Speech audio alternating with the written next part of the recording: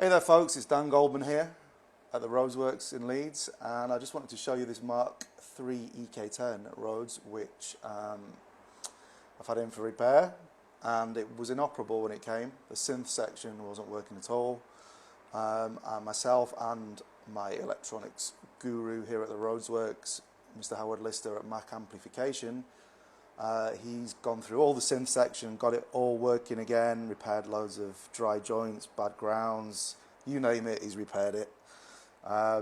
And it's sounding great now, and it's all ready to go back to Ed, who is the customer.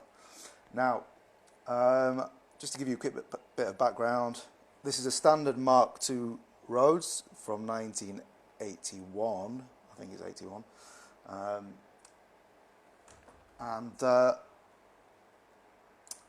It also has a synth built into it as well. So let me run you through the controls first. We've got a master volume here. You've got bass and treble for the Rhodes over here.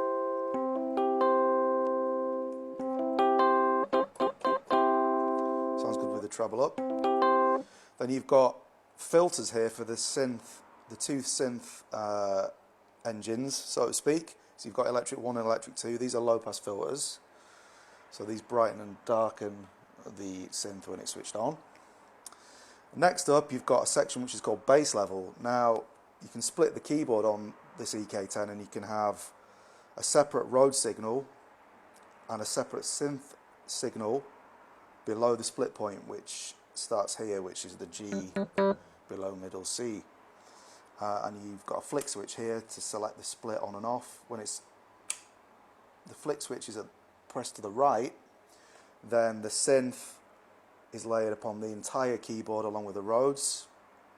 When it's flicked to the left, then the synth, you have a separate synth to the left of the split point and a separate synth to the right of the split point. So you can get some really cool effects. Or you can take the Rhodes out completely and just have the synth down here and the Rhodes at the top, or just Rhodes bass and the synth at the top. So it's quite a flexible arrangement. Yes. Anyway, moving on. You've got level controls for the two synth sections even. Here, electric 1 and 2 for the bass split. And then you've got main level controls for electric 1 and 2 that run the entire length of the keyboard, or to the right of the split when you've got split selected, if that makes sense. Hopefully it does.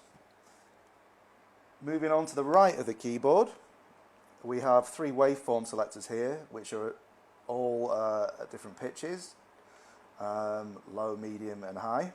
And then you've got tuning for each part of the synth as well, so for synth A and synth B,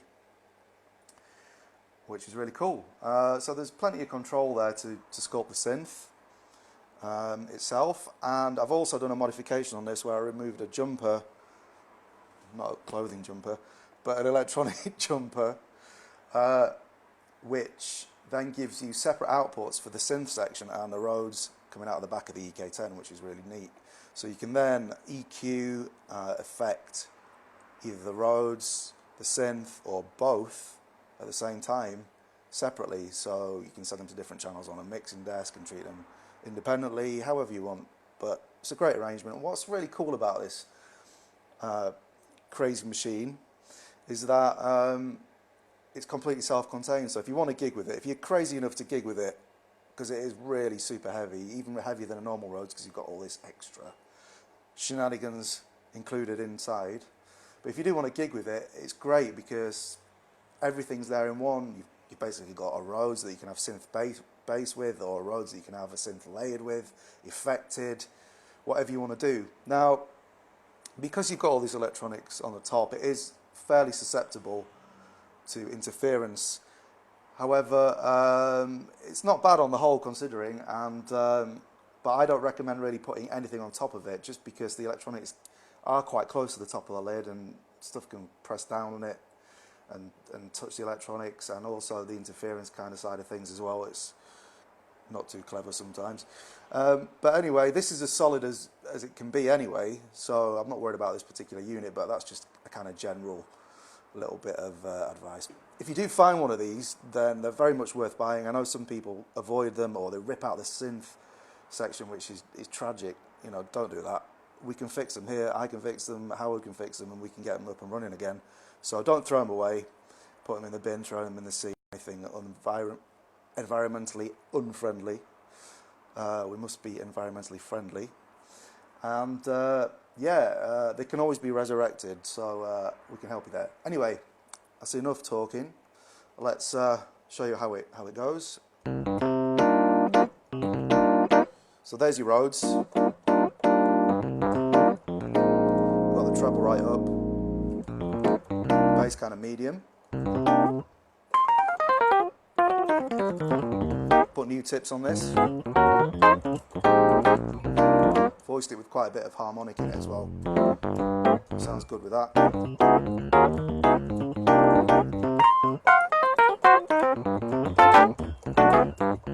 You have to be careful with the levels in it because it's very easy to overdrive. This preamp's a completely different design to any other Rhodes as well, so you can really push it and it really bites back at you. So it's actually a really great sounding Rhodes, just as a Rhodes.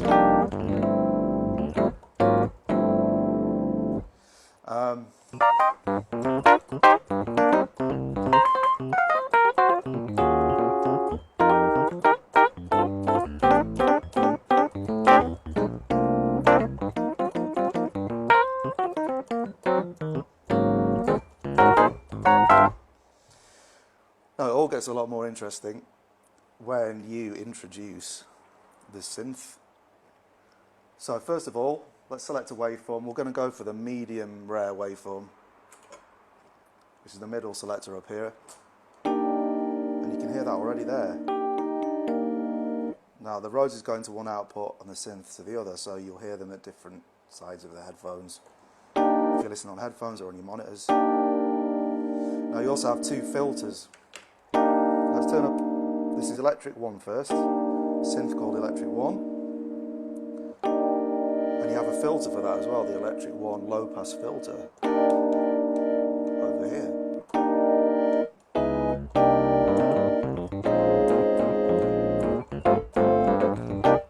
And as I was saying before, there's no latency because it's not digital, it's all analogue. So it tracks perfectly.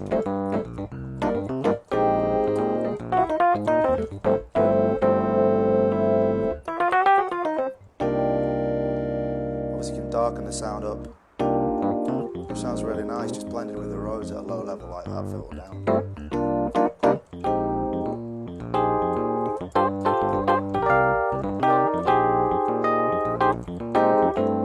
Sounds even better with, you know, a bit of stick a chorus pedal on it or some reverb or... I really dig this Rhodes, it's great, and I love the synth stuff as well. It's very addictive and quite inspiring to play as well, actually. Very inspiring to play, in fact. Yeah, so that's electric 1.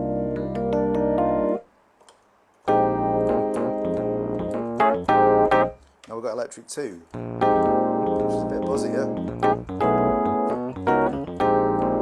Let's turn up the level.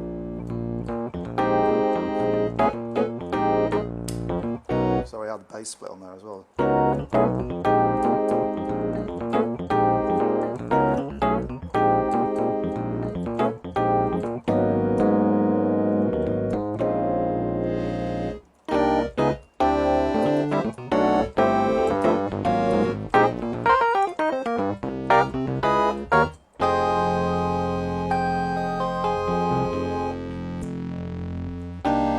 Flip between synth A and synth B as well.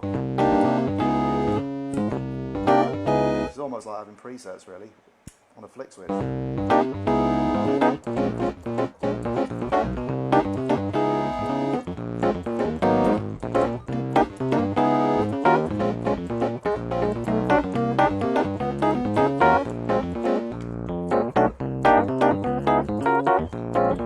was just ducking the synth in and out there with the level controls.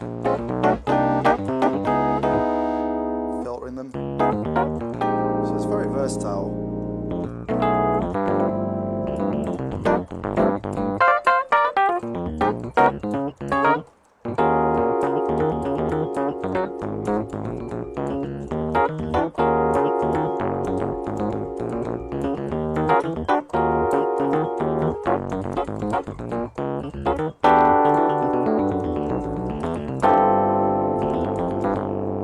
Distortion there, I'm digging in pretty hard, but there you go. So you've got your Rhodes, your synth, different waveforms. Filters are really good because they can really transform those buzzy waves into quite mellow waves. Stick like an LFO filter pedal on there, or LFO driven filter, chorus, great.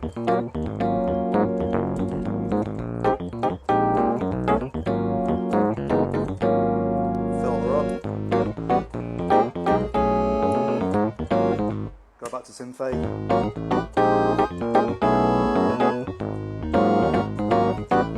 So you've got two tuning pots over here as well, two rotaries, so you can pitch those waves down and up as well, so there's plenty of control there to dial it in just how you like it.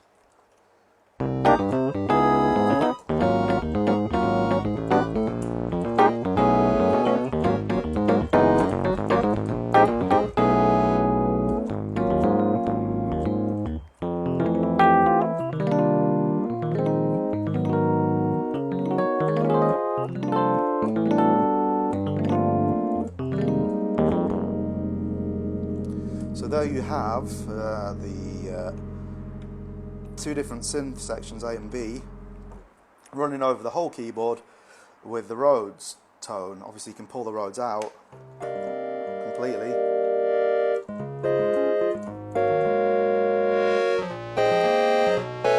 Just use it as a synth.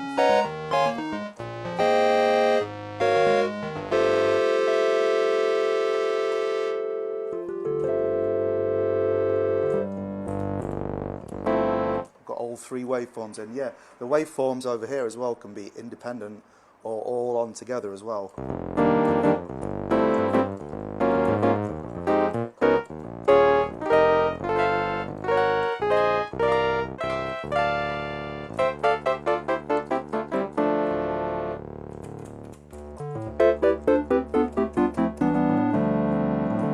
Which is really cool. Now I want to show you the split.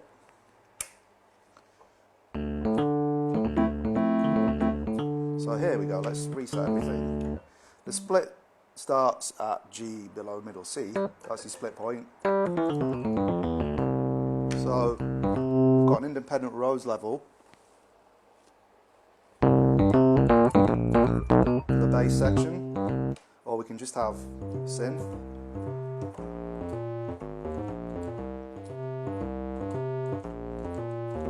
Bringing the Rhodes to the right. Synth bass and Rhodes.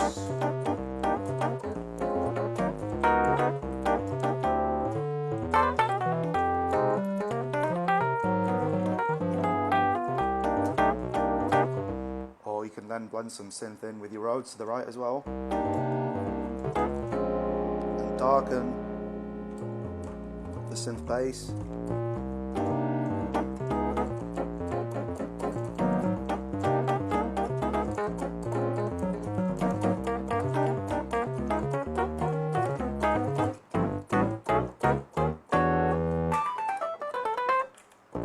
Get a really deep bass there as well.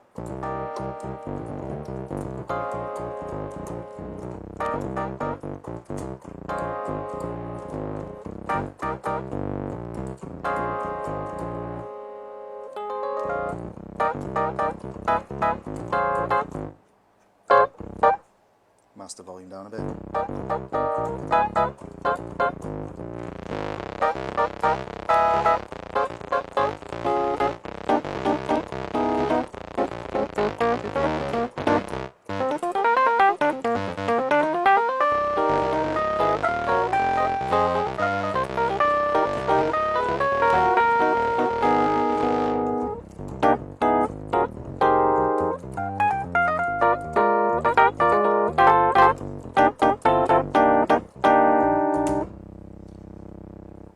So you can hear it sounds pretty cool.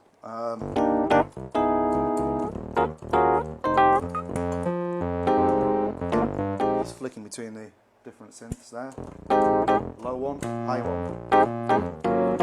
Low.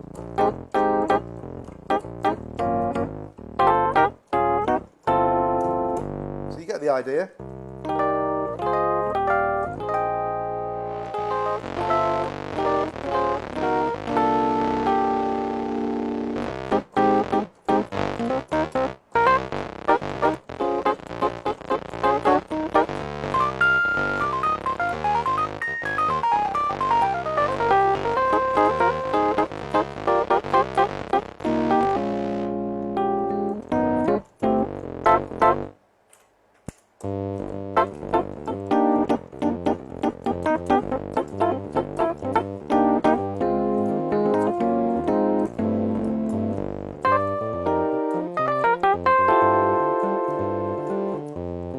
Put some Rhodes bass in.